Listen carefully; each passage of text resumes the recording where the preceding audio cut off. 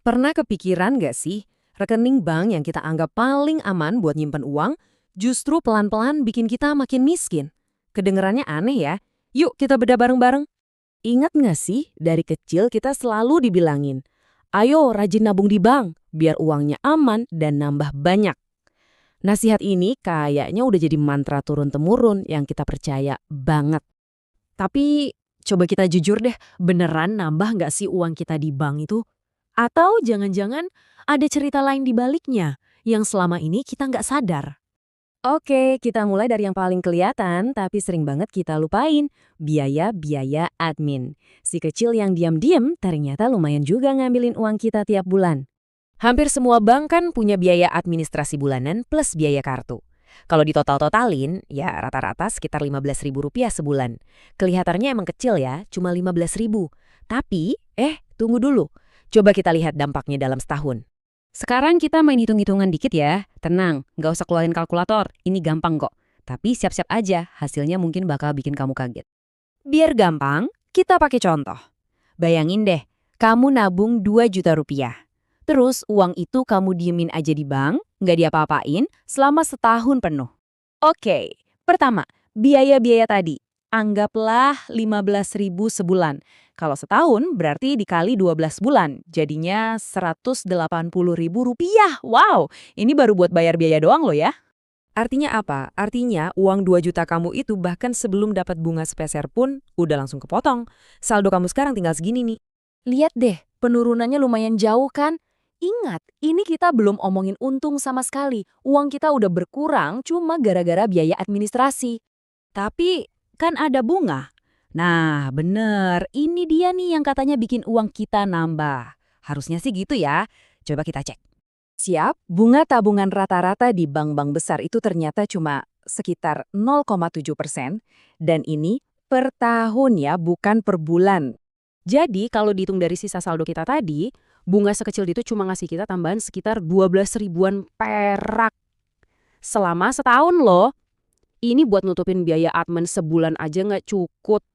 Jadi intinya begini, setelah dipotong biaya admin, terus ditambah bunga yang secuil tadi, saldo akhir kamu jadi segini. Start dari 2 juta, finishnya malah kurang. Jelas-jelas ini rugi. Pasti ada yang mikir, itu kan karena nabungnya cuma 2 juta. Kalau nabungnya lebih gede gimana? Misalnya 20 juta. Oke, pertanyaan bagus. Yuk kita lihat. Dan jeng jeng jeng. Ternyata hasilnya sama aja. Bahkan dengan 20 juta, setelah kena biaya dan dapat bunga, saldo akhir kamu tetap lebih kecil dari modal awal. Intinya, sama-sama rugi. Terus, butuh nabung berapa banyak sih biar nggak rugi? Biar impas aja gitu? Nah, jawabannya, kamu butuh saldo sekitar 25,7 juta rupiah. Dan itu baru impas loh ya, balik modal doang, belum untung sama sekali. Eits, tunggu dulu. Ternyata masalahnya nggak cuma sampai di situ. Ada musuh lain yang lebih besar yang nggak kelihatan. Si pencuri senyap ini namanya inflasi. Gampangnya gini deh, inflasi itu yang bikin nilai uang kita makin lama makin turun.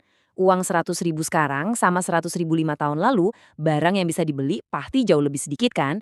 Nah, itu dia inflasi. Contoh paling gampang, ya ongkos angkot itu. Dulu, mungkin bayar 1.000 perak udah bisa. Sekarang, mungkin udah 2.500 atau lebih buat rute yang sama. Nominal uangnya kelihatan naik, tapi kekuatan uangnya buat beli sesuatu itu malah turun. Jadi, kita ini kena 2 kali loh. Udah saldonya berkurang karena biaya, nilai dari sisa uangnya itu juga makin merosot gara-gara inflasi. Lengkap deh penderitaannya. Oke. Setelah tahu semua ini, pasti jadi bingung kan? Terus gimana dong? Nah, ini saatnya kita mikirin ulang. Sebenarnya, buat apa sih kita pakai rekening bank? Penting nih buat dicatat. Ini bukan berarti bank itu jelek ya. Nggak sama sekali. Bank itu penting banget. Cuma mungkin selama ini kita salah pakai aja.